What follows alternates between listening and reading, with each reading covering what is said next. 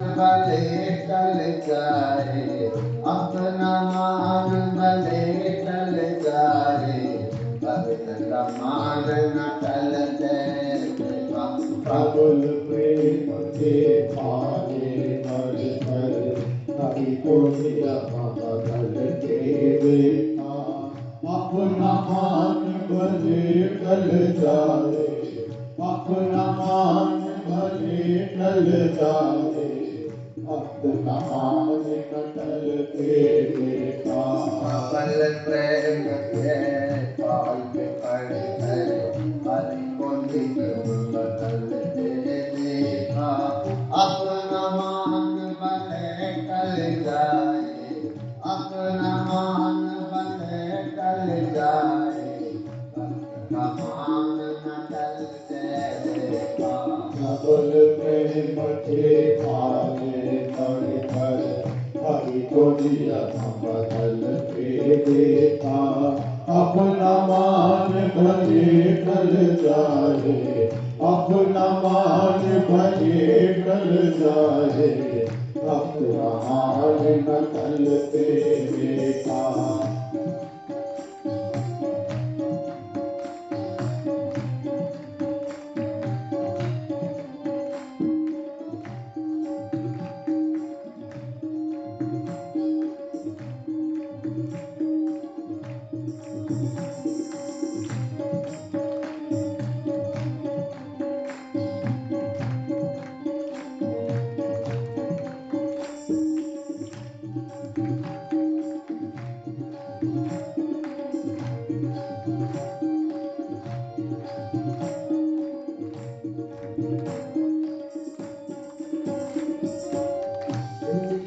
एक कृपा दृष्टि से सब सृष्टि को पलटे देखा।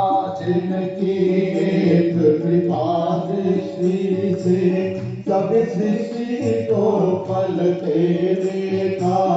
जिनकी एक कृपा दृष्टि से सब सृष्टि को पलटे देखा। जिनकी एक कृपा दृष्टि से सब सृष्टि को पलटे देखा। उनको गोकुल के माखन पर, उनको गोकुल के माखन पर, उनको गोकुल के माखन पर, उनको गोकुल के माखन पर पार मतल से देखा। प्रबल प्रेम के पाए हरि को दिया बदल के देखा। अपना मान भले टल जाए, अपना मान भले टल जाए, अपना मान न टलते देखा।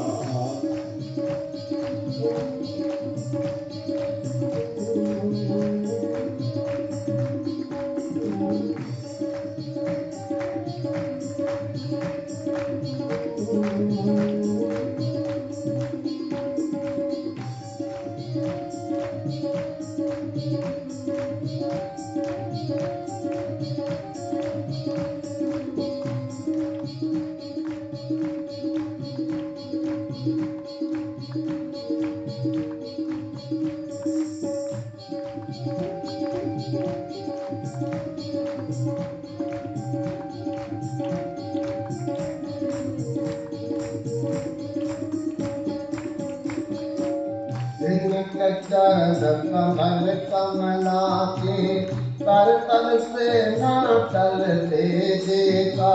जिनके चरण कमल कमला के कल कल से न टलते देखा। और जिनके चरण कमल कमला के कर तल से न टलते देखा। जिनके चरण कमल कमला के कर तल से न टलते देखा।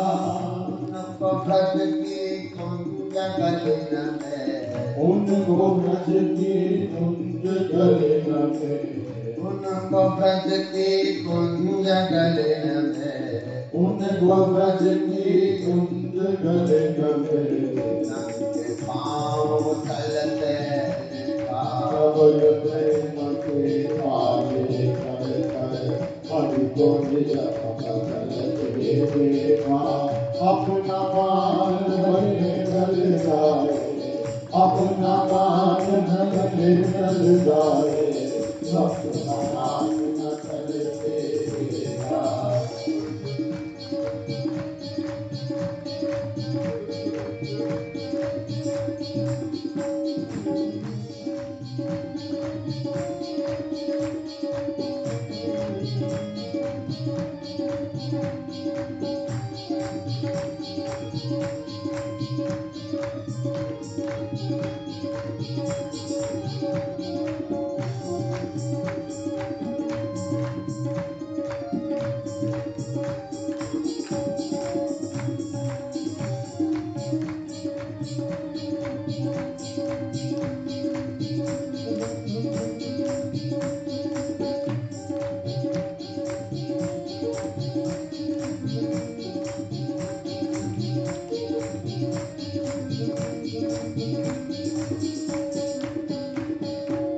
जिनका ज्ञान ब्रह्मा विष्णु शिव नारद से न चलते देखा जिनका ज्ञान ब्रह्मा विष्णु शिव नारद से न चलते देखा जिनका ज्ञान ब्रह्मा विष्णु शिव नारद से न चलते देखा जिनका ज्ञान ब्रह्मा विष्णु शिव नारद से न चलते देखा उनको लेकर इंद्र कमल उनको लेकर इंद्र भवन से पद पर चलते देखा प्रबल प्रेम के पाले हरि को निज चलते देखा अपना मान भले चल जाए अपना मान भले चल जाए अपना मान न चलते देखा प्रबल प्रेम के पाले हरि को निज चलते देखा अपना मान भले चल जाए अपना मान भले चल जाए अपना मान न चलते देखा प्रबल प्रेम के पाले हरि को निज चलते देखा अपना मान भले चल जाए अपना मान भले चल जाए अपना मान न चलते देखा प्रबल प्रेम के पाले हरि को निज चलते देखा अपना मान गले चल जाए अपना मान गले चल जाए अपना मान न चलते प्रबल प्रेम के पाले पढ़कर हरि को निज में बदलते देखा अपना मान भले कर जाए पर भक्त का मान ना करते देखा। बंधुओं पुजारियों से कहा जैसे कर्मा खिचड़ी बनाती थी मेरे को वैसे ही पसंद थी। मैं सुबह चोरी निकल करके 5 बजे अपनी मां कर्मा भाई की खिचड़ी खाने के लिए निकलता था, लेकिन किसी ब्राह्मण ने उल्टी पट्टी पढ़ा दी है, इसलिए उस ब्राह्मण को जाकर के बोलो कि मेरी कर्मा मां को वैसे ही बोलो जैसे तू बनाती थी बनाया कर, नहाने धोने की कोई जरूरत नहीं। तब उन पंडों ने जाकर के पुजारियों ने जाकर के उस ब्राह्मण को खोजना शुरू किया जिसने कर्मा भाई को सिखाया था कि ऐसे भोग नहीं लगता भगवान को। बंधु ब्राह्मण जब मिल गया तो पुजारी ने कहा जगन्नाथ जी तेरे पर बड़े नाराज हैं। बोले क्या हुआ? बोले ऐसे कर्मा भाई को तुमने बोला, बोलो भोग लगाती थी तो ऐसे करती थी, तो मेरे को बुरा लगा कि भगवान को भोग तो बड़े पवित्र शुद्धता से लगाना चाहिए। पर पुजारियों ने कहा भैया भक्त और भगवान की बात में हमको नहीं पता क्या चीज चल रही है अंदर अंदर। एक तो हम लोगों के लिए बहुत जरूरी है कि सुबह ब्रह्म मुहूर्त में उठ करके स्नान करें, कपड़े बदले, तिलक बंधन करके, फिर रसोई साफ सुथरी बना करके और भगवान को तुलसी दल डाल करके भोग लगाया जाए। पर जो इन स्तरों से बहुत ऊपर चले गए हैं, जो प्रेम राज्य में पहुंच गए हैं, जिनकी सीधी बात भगवान से होती है, उनके लिए ये निजम जरूरी नहीं रह जाती। जाकर के बोल दो, नहीं तो जगन्नाथ जी रात को नरसिंह रूप लेके आ जाएंगे तुम्हारे पास। ब्राह्मण डर करके दौड़ा और कर्मा भाई को जाकर के बोलने लगा, एक कर्मा भाई, जो तेरे को मैंने बोला था वो मैंने गलत बोला था सारा, वो वैसे नहीं भोग लगता जैसे तू लगाती थी, वैसे ही जगन्नाथ जी प्रसन्न होकर के खाते हैं। अच्छा, वो बेचारी भोली वाली थी, वो फिर वैसे बनाना शुरू कर दिया उसने, जैसे पीछे लगाया वो लग जाती थी। बेचारी अनपढ़ थी, पढ़ी लिखी है नहीं, गांव की ही थारी, वो अब वैसे बनाने लगी। अब जगन्नाथ जी फिर वैसे खाने लगे। अब तो पंडों को भी पता लग गया था, तो पंडे भी नहीं रोकते थे। निकल करके 5 बजे हर दिन जाकर के अपने छोटे भाई जगन्नाथ जी के साथ कर्मा मां की बनी हुई खिचड़ी को बड़े स्वाद लगा करके खाते थे। धीरे धीरे कर्मा वृद्ध होने लगी। और एक दिन ऐसा हुआ, कर्मा का शरीर छूट गया। दादा बंधुओं, जिस दिन कर्मा भाई का शरीर छूटा, जा दिन कर्मा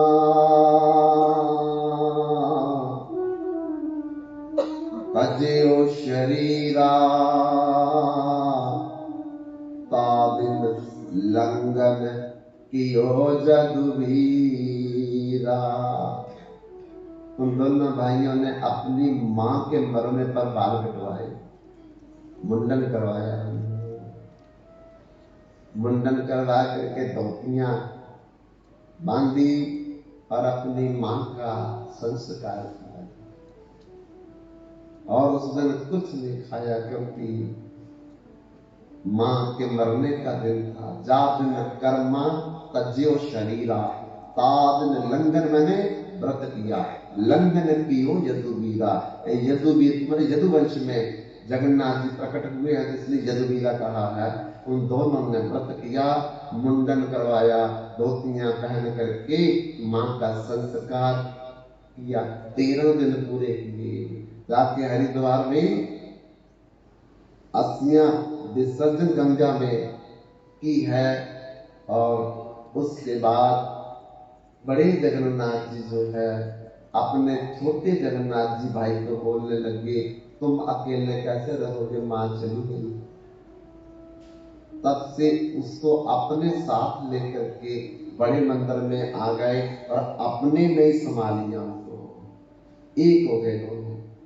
लेकिन उस दिन के बाद जगन्नाथ जी ने 56 भोग 36 व्यंजन का भोग लगाना बंद कर दिया, खाना पीना बंद कर दिया। अब जब खाना पीना बंद कर दिया तो हाहाकार मच गया। रोज जगन्नाथ मंदिर में 700 चूल्हे जलते हैं, 700 चूल्हे, और 700 चूल्हों में 32 हंडियां चढ़ती है एक एक चूल्हे पर। और नीचे वाली बाद में बनेगी, ऊपर वाली पहले बनती। जगन्नाथ प्रसाद को जगत प्रसारत हाथ। जगन्नाथ जी के प्रसाद के लिए तो लोग बाहर लाइन लगा करके खड़े रहते हैं कि कब भोग लगेगा। भोग लग करके फिर बाद में गोविंद भंडार में आएगा, गोविंद भंडार में फिर लोग ले जाते हैं। वहां की कितनी भी शादियां होती है, रिसेप्शन होती है, पार्टियां होती है, तो सारा भोजन जगन्नाथ जी मंदिर से बनकर के आता लोगों के घर। ऐसा स्वाद आपने कभी देखा नहीं होगा। ना उसमें हल्दी डालते हैं, ना उसमें लहसुन डालते हैं, ना उसमें प्याज डालते हैं। अरे कोई भी ऐसी चीज नहीं जो भोग में नहीं लगती है, वो डालते हैं। पर खाने में ऐसा स्वाद है कि पागल हो गए आदमी। इसलिए बंधुओं, जगन्नाथ जी ने उस दिन से भोग खाना बंद कर दिया। हाहाकार मच गया, 700 चूल्हे बंद हो गए, भोजन गोविंद भंडार का बंद हो गया। लोग बार बार जगन्नाथ जी का कीर्तन करने लगे, प्रार्थना करने लगे, निवेदन करने लगे, हे जगन्नाथ जी आपका प्रसाद आपके भोग के बाद ही मिलता है, लेकिन आप अगर भोग नहीं पाएंगे हमको प्रसाद कैसे मिलेगा। बंधुओं, फिर एक दिन जगन्नाथ जी ने पुजारी से कहा कि सच में अगर तुम मुझे भोग लगाना चाहते हो तो पहले 5 बजे कर्मा मां की खिचड़ी बना करके मेरे को भोग लगाओ। तब से आज तक 5 बजे जगन्नाथ मंदिर में कर्मा भाई के नाम की खिचड़ी बनती है, वो भोग लगेगा। फिर उसके बाद राजभोग की प्रथा है, आज तक चल रही है बंधुओं। ये है भक्त और भगवान का आंतरिक प्रेम। और आज भी गढ़ी ममोड़ में कर्मा भाई की समाधि बनी है और उसमें कान लगा करके देखो तो आवाज आती है, मां खिचड़ी बनाओ ना, मां खिचड़ी बनाओ ना, ऐसे आवाज आती है। आज भी आती है राजस्थान में जाके। ऐसे बंधुओं, ध्रुव को भगवान का दर्शन हो गया सामने, चतुर्भुज रूप में भगवान प्रकट हो गए और जगन अपना चतुर्भुज भगवान जो है वो ध्रुव को देख रहे हैं, ध्रुव भगवान को देख रहे हैं, लेकिन देखते देखते दोनों के ऐसे नेत्र स्थिर हो गए कि ना भक्त के नेत्र हिलते, ना भगवान के नेत्र हिलते, एक दूसरे को अटिक देख रहे हैं। जैसे हम भगवान के दर्शन करने के लिए ललायित होते हैं, भगवान भी हमारे दर्शन करने के लिए ललायित हो जाते हैं। अब ध्रुव महाराज के मन में आया कि भगवान खड़े हैं तो मैं इनके बारे में कुछ बोलूं, लेकिन सोचने लगे कि मैं स्कूल तो कभी गया ही नहीं, 5 साल का ही निकल आया, मैं पढ़ाई लिखाई कोई की नहीं, संस्कृत में पढ़ी नहीं, मेरे को पता नहीं मैं क्या बोलूं क्या ना बोलूं। तो भगवान अंतर्जामी रूप में समझ गए, मेरा भक्त ध्रुव चाहता है कि मेरी स्तुति स्तव और स्तोत्र बोला जाए। उसी समय भगवान ने उनके मुख के साथ शंख को स्पर्श कराया, अपने शंख को स्पर्श कराया, और जैसे शंख को स्पर्श कराया बंधुओं, तो उसी समय ध्रुव को 4 वेद, 6 शास्त्र, 18 पुराण, 108 उपनिषद, 555 ब्रह्म सूत्र, महाभारत सब जाग गए और तुरंत बोलने लगे, आमे बासम भागरी नाने अदजत सत सत परम बच्चाद हम गवे तक जो विशिष्येत सोचने हम प्रत्यर्थम दत् प्रतीत न प्रतीत चात्मनि तद विद्यादात्मनो मायं यथा आवासो यथा तमा यथा महांति भूतानि भूतेषु च अवचेष बनु प्रविष्टानि अपविष्टानि तेषु न देष्वहम् एतावदेव जिज्ञासं तत्तत् जिज्ञासुनात्मना अन्वेगतिरेकाव्यं यत् स्यात् सर्वत्र सर्वदा आदौ राम तपो वनाधिगमनम्। ऐसे संस्कृत बोलने लगे और भगवान का सब स्तुति करने लगे। ओम जं ब्रह्मेदां विदो वदन्ति परिप्रदानं पुरुषं तथा वै विश्वोद्गति कारणमीश्वरं वा तस्मै नमो विघ्न विनाशाय। ओम तद् विष्णु परमं पदं सदा पचन्ति सूर्योददीपचक्षुरातकम्। ओम माधव माधव वाची माधव माधव समृद्धि साधव सर्वे कार्येषु माधवम्। ओम कृष्णोर्वै सच्चिदानंद घना कृष्ण आदि पुरुषा कृष्ण पुरुषोत्तम कृष्ण हाहु परमादि मूलम् कृष्ण सा सर्वकार्य कृष्ण कांसम कृदादि सुन प्रभु पूज्य कृष्ण नादिर तस्मिन् जन्नत प्रवाह्य यत मंगलम तत लभते कृति ओम। ऐसी ऐसी श्लोक जो उसको पता भी था। धर्म क्षेत्री कुरुक्षेत्री संवेदा जुजुस्वा मामका पांडव चैत्य पर्वत संजया पितामहस्य जगतो माता दाता पितामह वेद्य पवित्र ओंकार विशाम जजुरीव च नयनम शिदन्ति शस्त्राणि नयनम दहति पावका न चैनम कलिदन्त्या पुनः शशाइति मारुता यत् करोसि यत्सनासि जदुहोसि ददासि यत् तपस्यसि कौन्ते तत्कृत्समदर्पणम् मन्मना भगवद्भक्तमध्यायि माम नमस्करो मामेव ऐसी सत्यम ते जाने प्रियोसि। ऐसे श्लोक गीता के भागवत के और वेदों के श्लोक बोलने लगे।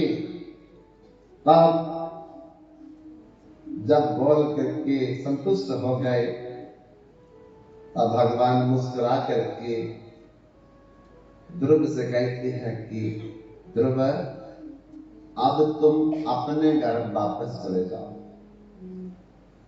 ध्रुव ने कहा कि मैं अब आपको छोड़ करके मैं नहीं जाना चाहता, पर भगवान ने कहा नहीं, तुम्हें घर वापस जाना पड़ेगा। तुम्हारे पिता का तुम्हें राज्य मिल जाएगा और तुम अपने पिता का राज्य 36,000 वर्ष तक करोगे। 36,000 वर्ष। ध्रुव ने कहा नहीं, मैं कोयला ढूंढने आया था, लेकिन कोयला ढूंढते ढूंढते खान में मुझे हीरा मिल गया। मैं तो संसार मांगने आया था, लेकिन संसारिक पिता की गोद में बैठने के लिए आया था, संसारिक राजा बनने आया था, पर मैंने आपका दर्शन करके अब संसार की लालसा मेरे मन से सब समाप्त हो गई है।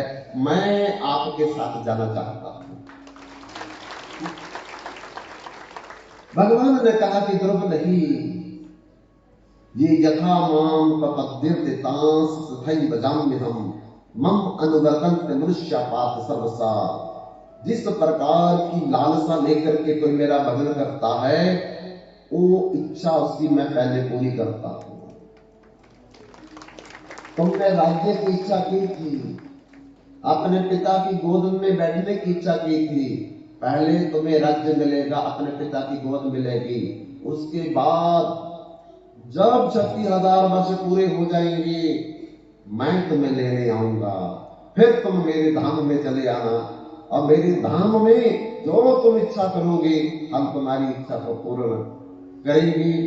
बंधुओं, ध्रुव अब भगवान के आदेश को टाल नहीं सकता था, तो तुरंत अब भगवान को प्रणाम किया, लेट करके 4 परिक्रमा की कारवत प्रार्थना करते हुए रोते रोते भगवान को छोड़ करके ध्रुव अपने पिता के महल की तरफ आ रहे हैं।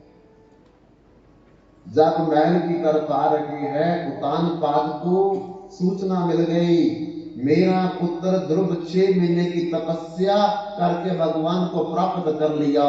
अब भगवत प्राप्ति करने के बाद वो वापस आ, बड़ा भारी स्वागत का आयोजन किया गया।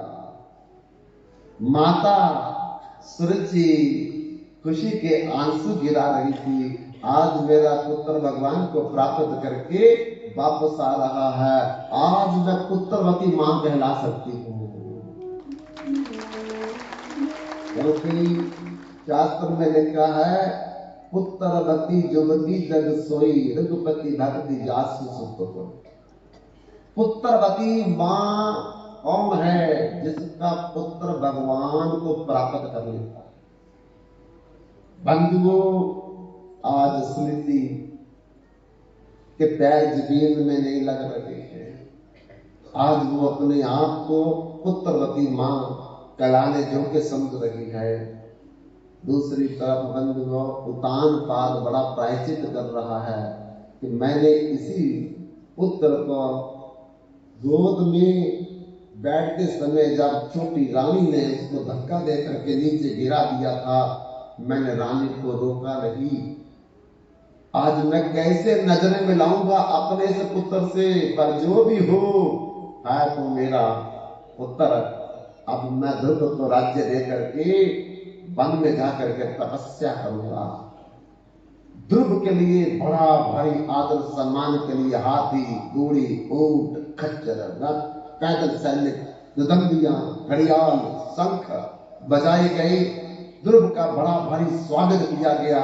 रथ पर बिठा करके राजा उत्तान पाद उसे महल में लाए हैं और महल में सबसे पहले ध्रुव अपनी मां को प्रणाम करने के लिए गया, लेकिन मां ने कहा, पुत्र मेरे कारण तू वन में नहीं गया, एक तू छोटी मां के कारण वन में गया था, जा पहले उसके चरण स्पर्श कर।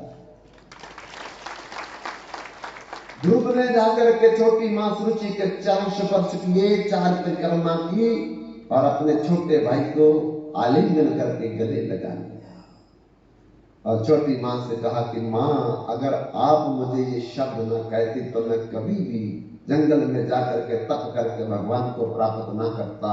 आपकी कृपा मात्र से ही आज मैं भगवत प्राप्ति कर सका हूं। उसके बाद सुनीति मां को प्रणाम किया, 4 परिक्रमा की और राजा ने कुछ दिन रह करके ध्रुव को वहां का राजा बना दिया और उत्तम को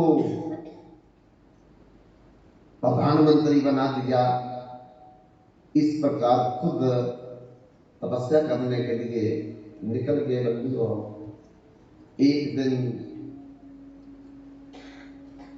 उत्तम जो है वो यक्षों के क्षेत्र में चला गया और वहां युद्ध हो गया यक्षों के साथ, लेकिन मारा गया। तब सुरुचि को पता लगा कि मेरे पुत्र का यक्षों ने वध कर दिया है। सुरुचि बिना बताए दौड़ गई अपने पुत्र को देखने के लिए और वहां जंगल में आग लग गई। सुरुचि भी उसी जंगल की आग में जल करके भस्म हो। जिस पुत्र के लिए सुरुचि ने ध्रुव को इतना कुछ बोला था, आज पुत्र भी मर गया और खुद जिस रानी से विद्रोह कर रही थी, ईर्ष्या कर रही थी, आज वो खुद भी जल करके भस्म हो गई और पीछे ध्रुव ने अपनी सुनीति मां को लेकर के इस पृथ्वी पर बंधुओं 36,000 वर्ष राज किया। 2 विवाह किए, 3 पुत्र हुए, 1 कन्या हुई और उसके बाद जब 36,000 वर्ष पूरे हो गए तो ध्रुव ने कहा मां से, मां अब मैं थोड़ा वानप्रस्थ करूंगा, वन में जाऊंगा और भजन करूंगा। मां से आज्ञा लेकर के ध्रुव फिर महल का राजपाट छोड़ करके हरिद्वार चला गया और हरिद्वार से जाकर के ऋषिकेश चला गया। ऋषिकेश से चल करके मनी की रेती एक जगह है, आज भी वहां ध्रुव की भजन स्थली बनी हुई है और वहीं पर ध्रुव ने आखिरी, जब तक वो वैकुंठ लोक में विमान पर बैठ करके नहीं गया, वहीं पर भजन किया। एक दिन भगवान विमान लेकर के आए हैं। ध्रुव से कहा, आओ ध्रुव, अब तुम विमान पर बैठ करके मेरे वैकुंठ लोक में चलो। बंधुओं, जब ध्रुव विमान पर बैठने लगा, विकराल रूप धारण करके मृत्यु देवी भी आ गई। ध्रुव से आकर के बोलने लगी, अब आप जा रहे हो लेकिन मुझे मृत्यु के समय आना पड़ता है। ध्रुव ने कहा, तो आना पड़ता तो अपना काम कीजिए। बोले, हम भगवान के भक्तों को स्पर्श नहीं कर सकते, पर हम इतना जरूर कर सकते हैं कि जिस विमान पर आप चढ़ेंगे, उस विमान पर चढ़ने के लिए मेरे पर पैर रख करके आप विमान पर चढ़ना, ताकि आपकी चरण धूलि मेरे शरीर में लग जाए और मेरी भी किसी दिन मुक्ति हो जाए। बंधुओं, इतिहास गवाह है, ध्रुव महाराज मृत्यु के सर पर पैर रख करके विमान पर बैठी है। जो मृत्यु हमको डराती है, छिन करके ले जाती है, वो मृत्यु भी भगवान के भजन करने वाले भक्तों की चरण रथ को चाहती है। विमान जब चलने लगा, ध्रुव कहते विमान मेरा रोक दो। कहा क्या बात है? बोले मेरी मां नहीं दिखाई दे रही। तब भगवान ने कहा आगे देखो, अगला विमान तुम्हारी मां का जा रहा है। अरे जिसका पुत्र भक्त हो करके वैकुंठ लोक को जाता है, उसकी मां वैकुंठ लोक में पहले पहुंचती है। देखते ही देखते बंधुओं, ध्रुव की मां और ध्रुव न तद भाष्यते सूर्य न शशंको न पावका यत गतवाना निवर्तन्ते तद धाम परमम मम। उस भगवान के नित्य वैकुंठ धाम में चले गए हैं। आज भी वो ध्रुव अपनी मां के साथ उसी वैकुंठ लोक में बैठ करके राजा बन करके राज कर रहे हैं, और जिसका नाम है ध्रुव तारा दिखाई देता है। ये भजन का प्रताप है कि शरीर छोड़ना नहीं पता, मां को भी शरीर छोड़ना नहीं पड़ा, और जिन्होंने उससे विरोध किया था वो पुत्र का भी शरीर चला गया और सुरुचि का भी शरीर चला गया। बंधुओं, इसलिए भगवान का स्मरण जो है, भगवान का भजन जो है, भगवान की भक्ति जो है, वो इसी शरीर में भी भगवान के धाम में ले जा सकती है। नहीं तो ये शरीर छोड़ते समय इतना भारी कष्ट होता है। जिन्होंने कभी सत्संग नहीं किया, जिन्होंने कभी कथा में मन नहीं लगाया, जिन्होंने भगवान का कीर्तन नहीं किया, जैसे एक एक रोम में हजार हजार बिच्छू डंग करके दर्द करते हैं, ना भजन करने वाले व्यक्ति का ऐसे ही शरीर में दर्द होता है मृत्यु के समय। और जो भजन करता है भगवान का, जैसे पुराने कपड़े उतार करके नए कपड़े पहन लेते हैं, पता भी नहीं चलता। एक कमरे से निकल करके दूसरे कमरे में चले जाते हैं, पता भी नहीं चलता है। एक गांव को छोड़ करके दूसरे गांव में जाके बस जाते हैं, पता नहीं चलता है। इसी प्रकार से जो भगवान का भजन करता है, वो अपने शरीर को छोड़ने में भी कोई कष्ट महसूस नहीं करता है। फिर बंधुओं, 21 कुल के रिश्तेदार जो है, एक भक्त बनने पर वो सारे के सारे वैकुंठ लोक में इकट्ठे मिल जाते हैं। 7 कुल पत्नी की तरफ से, ससुराल की तरफ से अगर शादीशुदा है, 7 कुल मां की तरफ, नानके की तरफ से, और 7 कुल दादके की तरफ से जो है, और सारे के सारे भजन करने वाले व्यक्ति के भगवान के वैकुंठ लोक में पहुंच जाते। इसी तरह बंधुओं, हम लोग भी भगवान का सत्संग करें, भगवान की कथा में बैठे और भगवान का कीर्तन करें। थोड़ा कष्ट तो है धूप में, लेकिन ये थोड़ा सा धूप में कष्ट सहलेंगे तो 12-12 सूर्यों की गर्मी जो आखिरी मृत्यु के बाद सहनी पड़ती है, थोड़ा सा कष्ट बैठ करके हम लोग दुख सहले। वो दुख जो जमदूत मारते मारते नरिंद में हजार योजन दूर नंगे पहुंच ला करके कंकर पत्थर बर्फ धूल रेत गर्म भालू पर, उससे हम लोग बच सकते हैं। तो आज